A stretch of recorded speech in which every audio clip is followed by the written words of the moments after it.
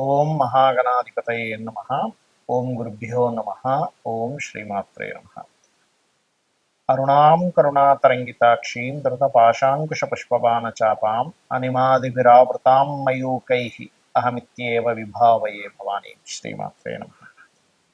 ప్రేక్షకులకి ఆ లలితాంబిక అమ్మవారి యొక్క అనుగ్రహం పరిపూర్ణంగా కలగాలని మనస్ఫూర్తిగా కోరుకుంటూ మనం ఈరోజు ప్రాపర్టీ విషయం, అంటే ఒక జాతకుడు తను స్వయంగా సంపాదించుకునే ప్రాపర్టీ యోగం ఎలా ఉంది, అసలు ఏ గ్రహాలు బలపడాలి స్వయంగా సంపాదించుకోవాలంటే. ఇక రెండవది ఏంటంటే తండ్రి ద్వారా వస్తుంది ఒక్కోసారి, అంటే తండ్రి యొక్క ఆస్తి జీవుడికి వస్తే మంచిదా, అసలు తీసుకుంటే మంచిదా కాదా, అసలు వస్తుందా లేదా అనేటువంటిది. కొన్నిసార్లు తాతగారిది, మరి కొన్నిసార్లు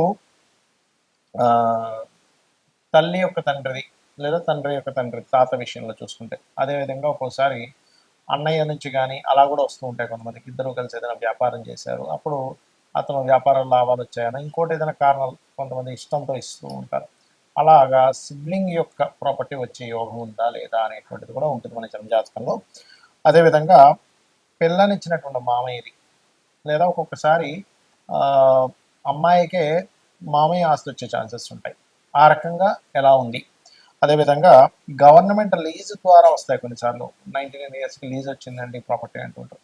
అవన్నీ కూడా అసలు ఎలా చూడాలి జన్మజాతకంలో. ఇవి ఎందుకు చూడాలి అంటే, ఒక్కొక్కసారి ఆ ప్రాపర్టీస్ తీసుకోవడం వల్ల ఇబ్బంది ఉంటుంది, కొన్నిసార్లు ఆ ప్రాపర్టీస్ వల్ల వాళ్ళకి ఎదుగుదల ఉంటుంది. దానికి ధనభావం పడితే అద్భుతమైనటువంటి ఎదుగుదల ఉంటుంది, దానికి షష్టాష్టకాలు ఈ రకమైనటువంటి కాంబినేషన్స్ పడితే ఇబ్బందులు ఉంటాయి.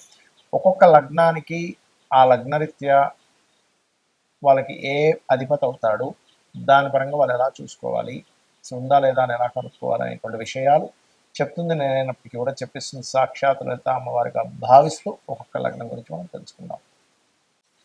మకర లగ్నము, మకర రాశి. మకరం వారికి పట్టుదల అధికంగా ఉంటుంది. అయితే ఇక్కడ ప్రాపర్టీ విషయంగా చూసుకుంటే వీళ్ళ పూర్వజన్మ కర్మని రూల్ చేసే గ్రహం ప్రాపర్టీ కారకుడండి. అంటే వీళ్ళ కనుక ప్రాపర్టీ స్థానాధిపతి పాడయ్యాడు అంటే, నాలుగో అధిపతి కుజుడు పాడయ్యాడు, నాలుగో పోర్ట్ఫోలియో ఇచ్చినటువంటి గ్రహం పాడైతే వీళ్ళకి ఎడ్యుకేషన్ విషయంలోనే ప్రాపర్టీస్ విషయంలో వీళ్ళ పేరు మీద ఉండకూడదు. ఇది పర్టికులర్గా గుర్తుపెట్టుకోండి. ఉంటే అక్కడి నుంచి వీళ్ళకి హెల్త్ ఇష్యూస్ కానీ, రోగాలు కానీ, అంటే ప్రాబ్లమ్స్ కానీ ఎక్కువ అవుతూ ఉంటాయి. కాబట్టి ఫోర్త్ పోర్ట్ఫోలియో వచ్చిన గ్రహం ఎలా ఉంది, కుజుడు ఎలా ఉన్నాడో చూడాలి మీరు స్వయంగా సంపాదించుకొని కొనుక్కునేటప్పుడు. అలా కాదండి తండ్రి నుంచి ఏదైనా ప్రాపర్టీ నాకు వస్తుందా అన్నప్పుడు, ఇక్కడ గురుగ్రహం బాగుంది, 12వ పోర్ట్ఫోలియో బాగుంది, ఖచ్చితంగా వస్తుంది. తాతగారి నుంచి వస్తుందా అన్నప్పుడు అష్టమాధిపతి రవి, ఒక్కోసారి రవి కొన్ని లిటిగేషన్స్లో తాతగారు ఆస్తి లిటిగేషన్స్లో ఉంది అని చెప్తూ ఉంటాం. ఆ రకంగా అప్పుడు దానికి ఏం రెమెడీ చేసుకోవాలి జ్యోతిషాస్త్రం అంతా కూడా, అంటే సరే ఈ గ్రహం ద్వారా ఇది పాడైనప్పుడు మీరు ఏ రెమెడీ చేసుకోవాలి, ఏ రకంగా మీరు పరిహారం చేసుకుంటే బాగుంటుందని చెప్పేటువంటిది ఈ కాంబినేషన్స్ అనేవి. అలాగే ఒక్కొక్కసారి నానమ్మ అనుకోండి, నానమ్మ అనేటువంటిది ఏంటంటే 3వ స్థానం, అంటే మకర లగ్నం వారికి గురుగ్రహం బాగుంటే నానమ్మ యొక్క ఆస్తి మీకు చెందడం. అమ్మమ్మ అయితేనేమో 7వ స్థానాధిపతి, అంటే చంద్రుడు బాగుండడంతో అమ్మమ్మ యొక్క ఆస్తి.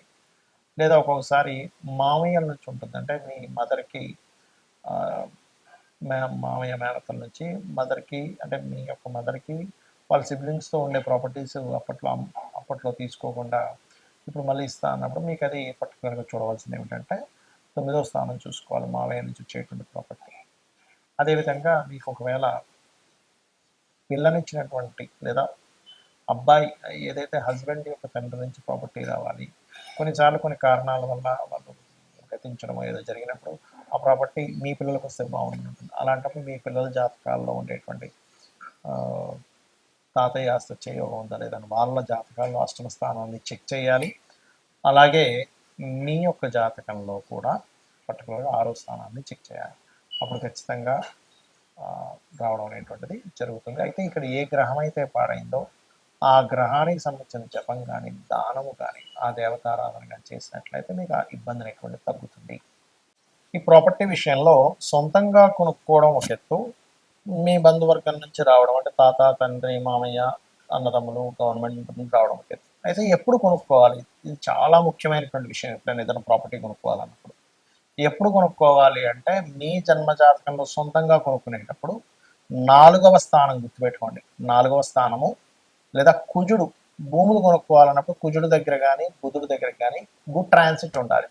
చాలామంది ఏమంటే మేము కొనుక్కున్నామండి కానీ చాలా ఇబ్బందులు పడ్డామంటారు. ఎందుకు కారణం ఏంటంటే 4వ స్థానానికి ఎక్కడా సరైన కనెక్టివిటీ లేదు. ఇది కేవలం మీరు కొనుక్కోవడానికి. మరి మీ తండ్రి నుంచి వస్తుంది. 12వ స్థానానికి సరైన గోచారం లేదా మహాదశలు బాగుండాలి. లేదా తాతగారు ఆస్తి తీసుకుంటున్నారు. అప్పుడేమిటి, అష్టమ స్థానం బాగుండాలి. ఆ టైంలో మీరు కొనుక్కునేటప్పుడు గోచారం బాగుండాలి. చాలామంది తాతగారు ఆస్తి తీసుకున్నామండి అమ్మేసామండి అంటారు. తండ్రి గారు ఆస్తి ఇచ్చారు కానీ అమ్మేసామంటారు. కారణం ఏమిటి అంటే ఆ యొక్క ప్రాపర్టీని ఇచ్చేటువంటి గ్రహాల యొక్క స్థితి గతులు సరిగ్గా లేవు అనేటువంటిది మనం అర్థం చేసుకోవాలి. ఇక అప్పుడు గోచారం బాగుంది, ఖచ్చితంగా తీసుకోవచ్చు. అయితే ఇందులో మీకు కనుక తాతగారు ఆస్తి కానీ తండ్రి గారు ఆస్తికి కానీ వచ్చిన తర్వాత ఇబ్బందులు ఉన్నాయన్నప్పుడు ఖచ్చితంగా మీరు ఆ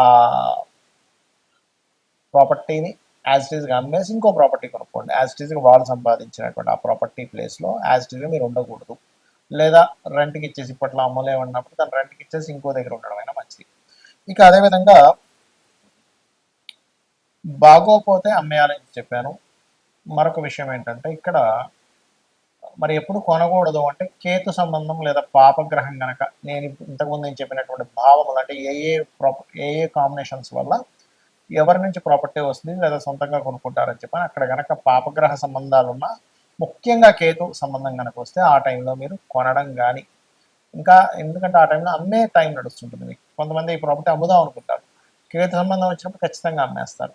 కేతుతో పాటు గురు సంబంధం కూడా వస్తే మంచి రేటుకి అమ్ముతారు. ఇట్లా ఉంటుందన్నమాట. అలాగే సిమ్టమ్స్ ఏమిటి, మీరు అనిపించవచ్చు ఏమిటి నాకు ఈ ప్రాపర్టీ పనికి వస్తుందని నాకు ఎట్లా అర్థం అవ్వాలి. ఎలా అంటే ఇప్పుడు మనం ఒక ప్రాపర్టీ కొనేటప్పుడు కూడా మనకు తెలుస్తుందండి. ఆ ప్రాపర్టీ కొనడానికి వెళ్ళినప్పుడు ఏవో మనకు తెలియకుండా కొన్ని నెగటివ్ అంటే ఏదో గొడవ జరగడం మనం లేకపోతే అక్కడికి వెళ్ళేటప్పుడు సంథింగ్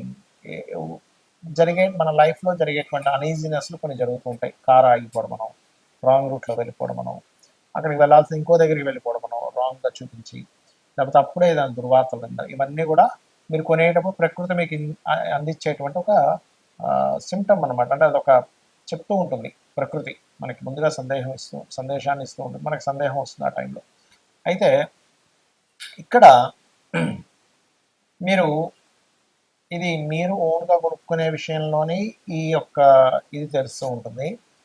లేదా ఆ ఫలానా తాతగారో మామయ్యో అమ్మమ్మో నానమ్మో సిబ్లింగ్ సంబంధించిన ఇంట్లోకి వెళ్ళినప్పటి నుంచి మీకు బాగోలేదు అంటే మీరు అర్థం చేసుకోవాల్సింది ఇక్కడ 2 విషయాలు చూసుకోవాలి. ఒకటి, మీకు మహాదశ అంతర్దశలు ఏమైనా ఇబ్బందినిచ్చేటువంటిది ఉందా, అది ముందుగా చెక్ చేసుకోవాలి మీరు. ఇక రెండవ విషయం ఏంటంటే ఆ ఇంట్లో వాస్తు దోషం ఉండడం వల్ల వచ్చిందా. ఒక్కొక్కసారి మీకు అది కలిసి వచ్చే మీకు తండ్రి వల్ల తాత వల్ల యోగం ఉన్నప్పటికీ వాస్తు దోషం వల్ల మీకు మహాదశ అంతర్దశల్లో బాగోపోవడం వల్ల వస్తుంది. అంతేగాని ప్రతిసారి తండ్రి ప్రాపర్టీ తాత ప్రాపర్టీ కలిసి రాకపోవడం ఉండదు. అవి చెక్ చేసుకుని అవి కూడా బాగున్నా సరే బాగోలేదంటే మీకు ఎక్కడో ఇబ్బంది ఉందని అర్థం. కొంతమందికి జాతకాలు ఉండవు. జాతకాలు లేనప్పుడు వీలైనంత మటుకు అక్కడికి వెళ్ళినప్పటి నుంచి ఇబ్బంది వస్తుంది అన్నప్పుడు దాన్ని రెంట్కి ఇచ్చి ఇంకో దగ్గరికి వెళ్ళడం మంచిది, లేదా అమ్మేసి ఇంకోటి కొనుక్కోవడం మంచిది. ఇక ప్రాపర్టీ పరంగా ఇలా ఉందండి, మేము ఏం చేయాలి? ఇప్పుడు సొంతంగా ప్రాపర్టీ కొనుక్కోవాలన్నా లేకపోతే ఎవరైనా సరే ఏదైనా ప్రాపర్టీ పొందాలన్నా ముఖ్యంగా గురు కుజ గ్రహాల దగ్గర దీపారాధన చేస్తూ ఉంటే తొందరగా ప్రాపర్టీ యోగం వస్తుంది ఒకటి. రెండవది, మణిద్వీప వర్ణన ఖచ్చితంగా ప్రాపర్టీ యోగాన్ని ఏదైనా గృహం కొనుక్కోవాలనే యోగాన్ని కలిగిస్తుంది.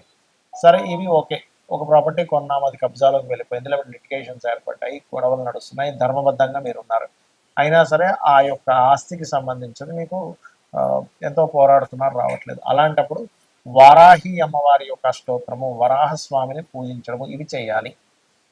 మీకు ఈ రకంగా కనుక మీరు చేసినట్లయితే మీకు ఖచ్చితంగా రావాల్సిన ప్రాపర్టీ రావడము, అదేవిధంగా ప్రాపర్టీలో ఏదైనా ఇబ్బందులు ఉన్నా సరే తొలగిపోవడం అనేటువంటిది జరుగుతుంది. కాకపోతే ఇది ఎన్ని రోజులు చేయాలి అంటే మీకు ప్రాపర్టీ క్లియర్ అయ్యే వరకు ఈ అష్టోత్తరాలు చదువుకోవడం చేయండి.